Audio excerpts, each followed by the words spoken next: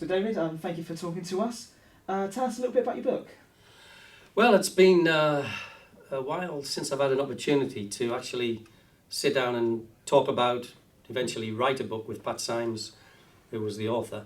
And for the first time, really, about 2 years ago, for the first time in 40 years, I had weekends off. So it was a great opportunity to get cracking on it.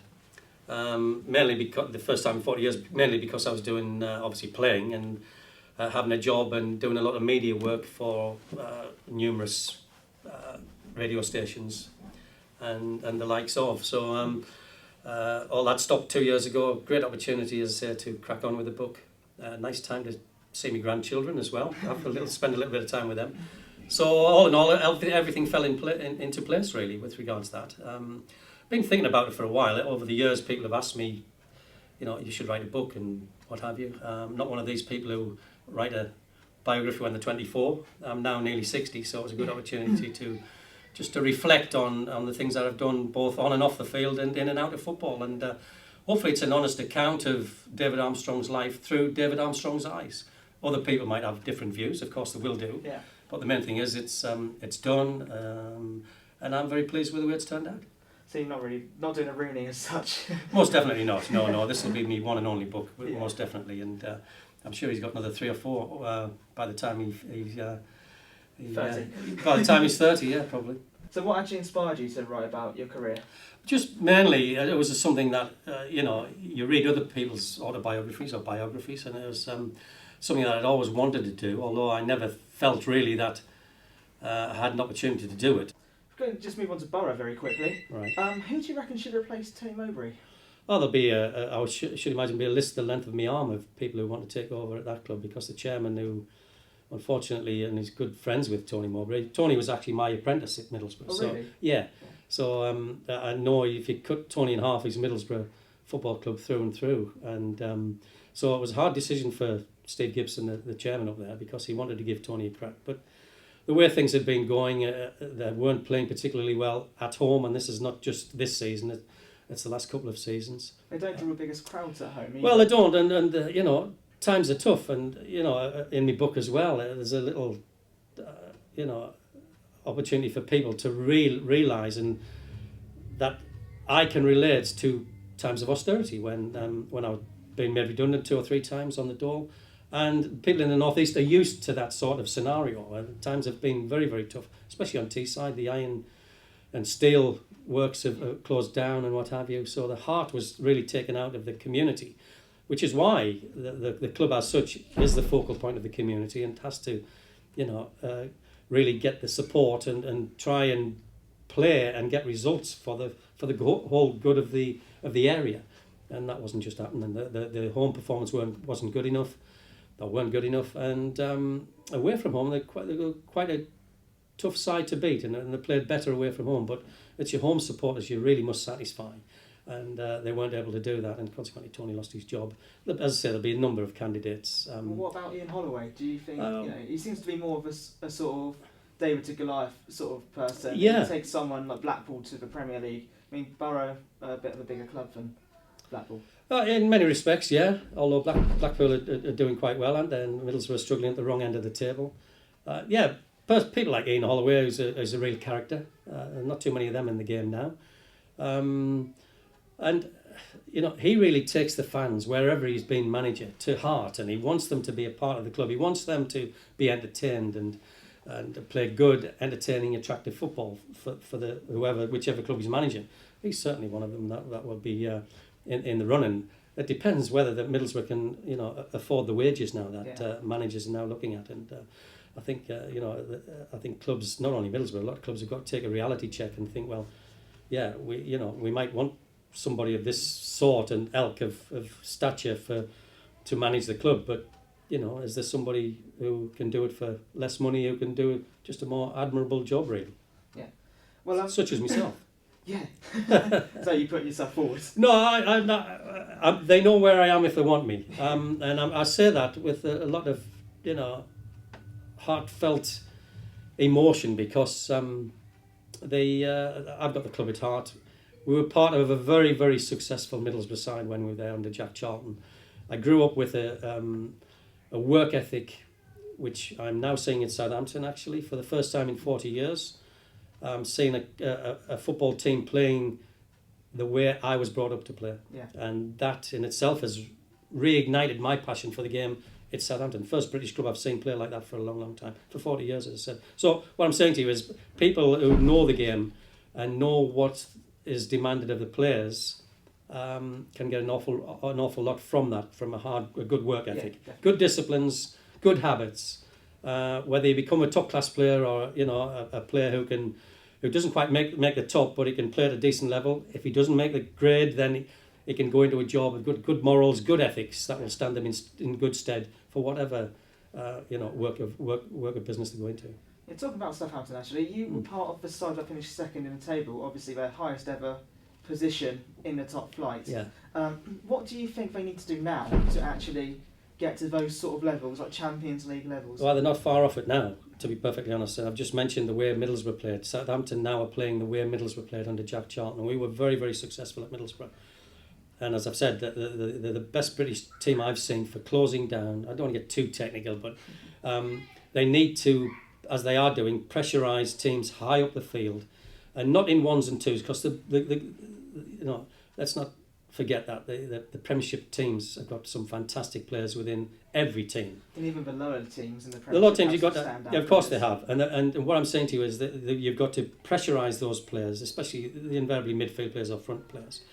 But Southampton pressurise in the opponent's half, high up the field. And if you do that in ones and twos, the better teams will pass you by. I mean that in the literal sense. Passing the ball, they'll pass you by. But if you hunt in threes and fours, they'll find it very, very difficult. Not only to control the ball, but to pass it, and also try to give service to the front men. You're stifling that sort of player from the opposition. And Southampton are doing it exceptionally well. As I say, it's reignited my passion for the game. For the last 10 years, if you'd said to me, I've got 2 tickets to go and watch Southampton play, or any Premiership team, to be honest, I would have said, no, I'm not bothered at all. Doesn't light anything in me. But now, if you said, yeah, I've got a couple of tickets, would you like to go? I'd bite your arm off, because it's a real pleasure to see people who seem hungry for the game, who want to entertain, who want to play good, entertaining, attractive football, and also send the crowd home with a smile on the face. And you just mentioned the team that finished second. That's what we did. We had some flair players, a great system that we played to. We played 3 at the back, and with both full-backs pushed in, as Southampton are doing now. They're pushing the full-backs up. They are, yeah. And you always see Klein and Shaw get into the byline or cutting. Yeah, and that's so important, because even if they don't get the ball, the main fact that they're overlapping, the making the opposition think about, what do I do? How do I stop this good Southampton team playing? Begovic found a way. Of course. Well, yeah, that was a freak goal. I mean, you're going to get that now and again. But what you're doing, because of the full-backs, they are their outlet, and invariably they get good service from the flanks. And believe you me, if you get people on the flanks, that automatically stretches the opposition's defence, leaves time and space for the likes of Ricky Lambert and Rodriguez and the likes of. So you must be sort of, quite proud of, being part of that club in the past. And now you look at how Pochettino plays now, he must be very sort of chuffed with his style. I am. As I say, it's just a breath of fresh air to me. I honestly, those work ethics that I'm seeing now is what I was brought up with, and we all were at Middlesbrough. And you're too young to remember the Middlesbrough side, but the Middlesbrough side then walked away with, which was then the second division, which is now the Championship, by 15 points, and it was 2 points for a win then. So we walked away with that division. We then went into the first division, Premiership as it is now, and we finished 6th or 7th. And what was lacking really was a year or so later, Nottingham Forest did that, and then they won the second division, won the first division, went into Europe and won the European Cup. We were ahead of Nottingham Forest at that particular time. What we didn't do was buy a Trevor Francis or somebody of that ilk. Not saying Trevor Francis, but somebody of that ilk. What we should have done was, because John Higton, our centre forward at the time, was a bit long in the tooth. His legs were going a little bit at that top level, and he should have Jack Charlton should have bought a real quality front man who'd score between 18 and 25 goals a season. If he had, we would have finished top of the first division and probably gone on to do exactly what Nottingham Forest did, but earlier than them. But unfortunately we didn't. But I can see signs at Southampton now where, you know, they're playing fantastic football. The crowd is there. You know, there's 30,000 there every week when they play at St Mary's. What I'd really like to see now is St Mary's bouncing. Yeah. You know, really bouncing. When things aren't going well, they're going to get the odd blip when results don't go their way. No, they will do. I mean, it's just, you know, it's just the way it is. We did when we finished second. I think we lost at home to Notts County, who got relegated that season. Yeah. But there will be blips and things won't go the way, and teams, not so good teams or the lesser teams, will get men behind the ball and make life difficult for you. That's when you're looking for a little bit of help. And by bounce, I mean, the crowd are fantastic, don't get me wrong, but I'd just be a bit more vocal. Just get behind the side right from the first whistle, all the way through. Just get St Mary's bouncing. That's what I would like to see, because that will in itself intimidate the opposition. And that'll really rub off on the way the players respond to that, I firmly believe. And they're going to be there or thereabouts. Make no bones about it. I watched them against Liverpool. I've seen them numerous times since then. Liverpool at Anfield was second best all over the park. Yeah. Southampton were by far the better side. And since then, I've put a little wager on that Southampton will win the Premiership. Really? Yes, I have. That's what I believe. That's what I believe. Yeah. I believe if they've got the squad, I don't want to put too much pressure on. I mean, pressure will come because of people picked for England, as you've already seen. Yeah. And the way, you know, Southampton Football Club now has been recognised by everybody in the land. And also they've got a great squad. They've got a good squad, people like Cork and Davis, who can come in, and if one or two of them are just off form a little bit or just not on the day, then they can bring them in, and they can, with that system I'm talking about, they can isolate just who's not playing as well as they should do. So you'll be able to bring people in to help the team in that respect. Well, they all play the same system throughout the academy, through the under-21s. It's just... Well, I mean, for me, it's basic fundamentals, what I'm talking about now. But it's been 40 years since I've seen those basic fundamentals from a British side. Yeah. So, as I said, I'm over the moon, and quite rightly, that's how they should. That's how I was brought up, through the youth team, through the reserves at Middlesbrough, and then into the first team. That's how I was brought up, and quite rightly, that's how the system and the work ethic is running throughout the whole of the Southampton Football Club now. Yeah, I and the results are there. Yeah. The results are there for everybody to see. They're not overawed. They treat the opposition with respect. But they're really saying to them, well, we know, Stephen Gerrard, you're a good player. But I'm going to see not only how good you are, but if you pass it to one of your teammates, how good they are under pressure. And eventually the ball falls down, and you're winning that ball in the opposition's half rather than defending in your own half. You're now winning the ball in their half, which I haven't got so far to make a chance or create an opportunity. Yeah. So you mentioned how well Southampton are doing. You've seen Jay Rodriguez called up today, Adam Lallana, and both joining Ricky Lambert. Do you think those England call-ups deserved? Well, certainly justified the way they're playing, and Roy Hodgson has said that you can't. You've really got to sit up and take notice of this Southampton side, because they are playing particularly well. And it's not about individuals. I know you've mentioned the, but it's about the team ethic. And through that, you'll get people who are going to be pushing for places, whether it's England, Scotland, Ireland, or Wales. It doesn't matter, or even Portugal and Spain or something like that. So and the longer they continue to play with that sort of enthusiasm and the way they want to try to entertain and attack and make life difficult for the opposition, then the rewards are there for them. Yeah. And whether it's win the Premiership, win an international honours.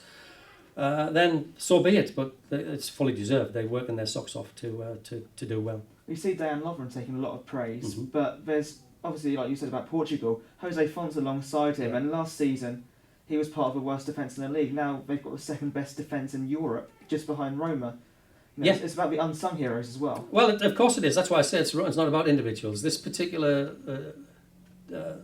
fundamental way of playing is about playing to your strengths, everybody's strengths, and try to cover the weaknesses, make life difficult for the opposition. Don't allow the opposition's front men to have as much of the ball as they would like, because if they do, they're going to cause problems, because we know how good the front men of the Premiership teams are. And they work their socks off for each other. I was brought up, I keep harping on about, to do your own job and half of somebody else's, and that's exactly what they're doing. That's how it should be. And if they continue to do that, then the world's their oyster, to be honest. And they don't have to be frightened of anybody. They treat them with respect, as I said. They're not overawed. There's no need to be overawed, because all they're saying is, well, we know you can play, but how can you play? Can you play under pressure? And I'm not just talking about one man, I'm talking about 3 or 4 members of the team and the opposition's team who are going to be put under pressure in certain areas. It's hard work, but as I say, the hard work is done in the opposition's half rather than running back towards your own goal. And for me, that's a lot easier than anything. And it takes the responsibility off the defence a little bit. It makes life easier for the defenders, but they appreciate, and you'll hear them saying in the press and in the media, that just how well the team are playing and making the life a little bit easier for them. Yeah. Well, David, thank you for your time. You're welcome. Yeah, it's been a pleasure. Yeah, it has been. Thanks. Thank you.